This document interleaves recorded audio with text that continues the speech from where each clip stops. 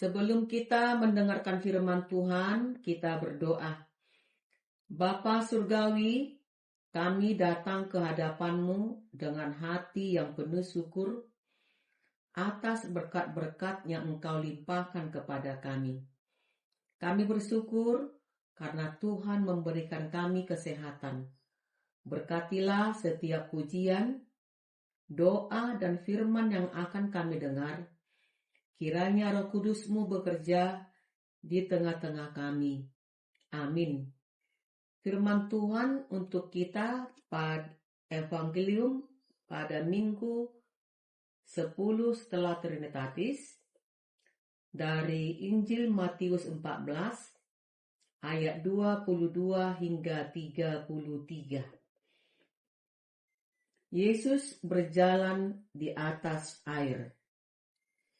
Sesudah itu, Yesus segera memerintahkan murid-muridnya naik ke perahu dan mendahuluinya ke seberang. Sementara itu, ia menyuruh orang banyak itu pulang. Dan setelah orang banyak itu disuruhnya pulang, Yesus naik ke atas bukit untuk berdoa seorang diri. Ketika hari sudah malam, ia sendirian di situ. Perahu murid-muridnya sudah beberapa mil jauhnya dari pantai dan diombang-ambingkan gelombang karena angin sakal. Kira-kira jam 3 malam, datanglah Yesus kepada mereka berjalan di atas air. Ketika murid-muridnya melihat dia berjalan di atas air, mereka terkejut dan berseru, "Itu hantu!" Lalu berteriak-teriak karena takut.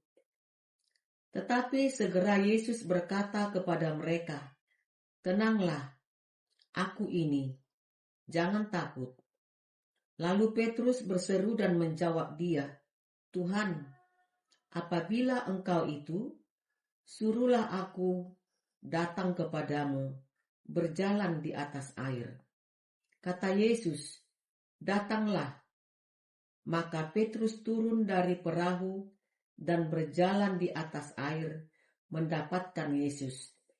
Tetapi ketika dirasanya tiupan angin, takutlah ia dan mulai tenggelam, lalu berteriak, "Tuhan, tolong aku." Segera Yesus mengulurkan tangannya, memegang dia dan berkata, "Hai orang yang kurang percaya, mengapa engkau bimbang?" Lalu mereka naik ke perahu dan angin pun redalah. Dan orang-orang yang ada di perahu menyembah dia. Katanya, "Sesungguhnya engkau anak Allah." Demikian firman Tuhan. Ketakutan adalah pengalaman universal. Semua orang pernah takut.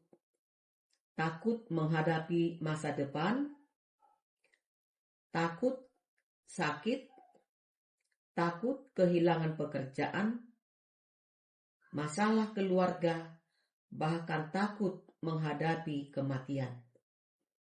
Menurut psikologi, rasa takut merupakan respon alami manusia terhadap ancaman.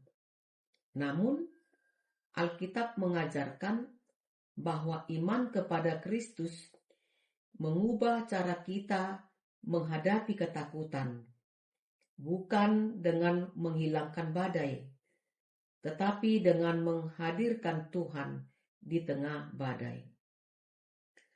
Perikop ini ditulis setelah mukjizat 5.000 orang diberi makan. Matius sengaja menempatkan kisah ini untuk menunjukkan bahwa Yesus bukan hanya sang pemberi berkat, tetapi juga Tuhan yang berkuasa atas alam semesta. Murid-murid harus belajar bahwa iman tidak dibangun ketika laut tenang, tetapi justru ketika badai datang. Ada beberapa poin penting dalam khotbah ini. Pertama, Tuhan kadang mengizinkan kita memasuki badai. Ayat 22 hingga 24. Yesus sendiri yang menyuruh murid-murid naik ke perahu. Artinya, badai yang mereka alami bukan akibat ketidaktaatan, melainkan terjadi saat mereka sedang menaati perintah Tuhan. Ini menjadi pelajaran penting bahwa orang percaya tidak kebal terhadap penderitaan. Kesetiaan kepada Kristus bukan jaminan hidup tanpa masalah. Namun, setiap badai berada di bawah kendali Allah. Kedua, Tuhan datang pada waktu yang tepat. Ayat 25 hingga 27. Pada waktu jaga malam yang keempat, sekitar pukul 3 hingga pukul 6. Yesus datang berjalan di atas air. Secara manusia, saat itu murid-murid sudah hampir putus asa. Ketika mereka melihat Yesus, mereka justru semakin takut karena mengira ia hantu. Ketakutan sering membuat manusia salah menilai kenyataan. Dalam situasi sulit, kita dapat kehilangan kemampuan melihat karya Tuhan. Lalu Yesus berkata, "Tenanglah, aku ini, jangan takut." Dalam bahasa Yunani digunakan ungkapan ego eimi yang berarti akulah. Ungkapan ini bukan sekedar memperkenalkan diri, tetapi mengingatkan kepada pernyataan Allah dalam Perjanjian Lama. Aku adalah aku.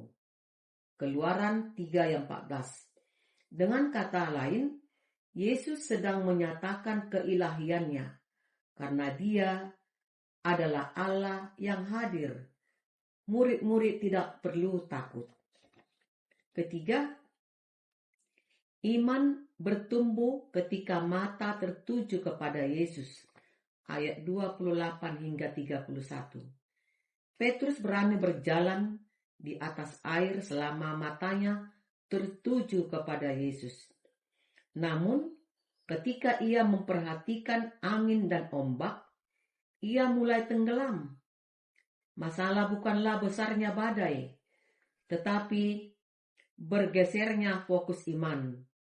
Ketika Petrus berseru, "Tuhan, tolong aku," Yesus segera mengulurkan tangannya. Ini menunjukkan bahwa kasih karunia Tuhan lebih cepat daripada kejatuhan manusia. Keempat, badai membawa kita kepada pengenalan yang benar tentang Kristus. Ayat 32 hingga 33. Sesudah Yesus naik ke perahu, angin pun reda. Murid-murid kemudian menyembahnya dan berkata, "Sesungguhnya Engkau anak Allah." Sebelum badai, mereka mengenal Yesus sebagai guru. Setelah badai, mereka mengakunya sebagai anak Allah. Seringkali penderitaan menjadi sekolah iman yang memperdalam pengenalan kita kepada Kristus. Jemaat yang diberkati Tuhan Yesus, khotbah ini mengajak kita supaya jangan menganggap setiap kesulitan sebagai tanda Tuhan meninggalkan kita. Kadang badai justru menjadi sarana pembentukan iman. Dengarkan suara Yesus lebih daripada suara ketakutan. Dunia penuh dengan berita yang menimbulkan kecemasan. Tetapi firman Tuhan berkata, "Tenanglah, aku ini, jangan takut." Tetap arahkan pandangan kepada Kristus. Ketika fokus hanya pada masalah, ketakutan akan menguasai hati. Tetapi ketika fokus kepada Yesus, kita memperoleh kekuatan untuk tetap berdiri. Percayalah bahwa Yesus selalu hadir. Ia mungkin tidak langsung menghentikan badai, tetapi ia selalu menyertai umatnya di tengah badai. Ada sebuah ilustrasi. Seorang anak kecil sedang berada di kapal yang dihantam ombak besar.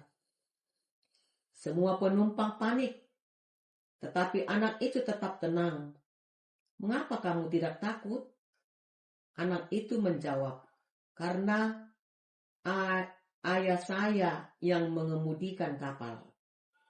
Demikian pula orang percaya. Kita mungkin tidak mengendalikan badai kehidupan, tetapi kita mengenal pribadi yang mengendalikan badai itu. Bapa dan Tuhan Yesus memegang kendali atas hidup kita. Jemaat yang diberkati Tuhan Yesus, Matius 14 ayat 22 hingga 33 ini bukanlah bahwa kita harus menjadi seperti Petrus yang mampu berjalan di atas air.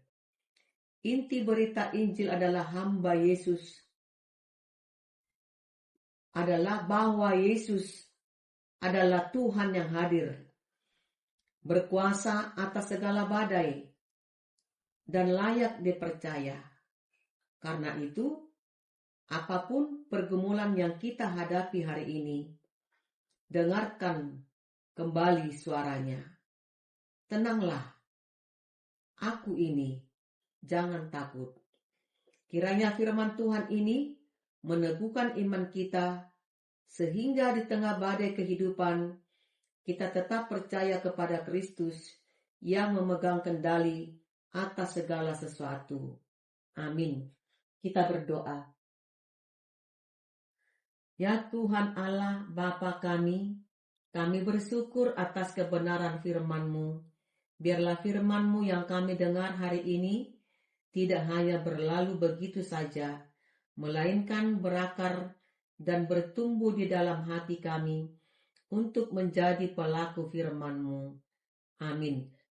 Tuhan memberkati kita dan melindungi kita. Tuhan menyinari kita dengan wajah-Nya dan memberi kita kasih karunia. Tuhan menghadapkan wajah-Nya kepada kita dan memberi kita damai sejahtera. Amin.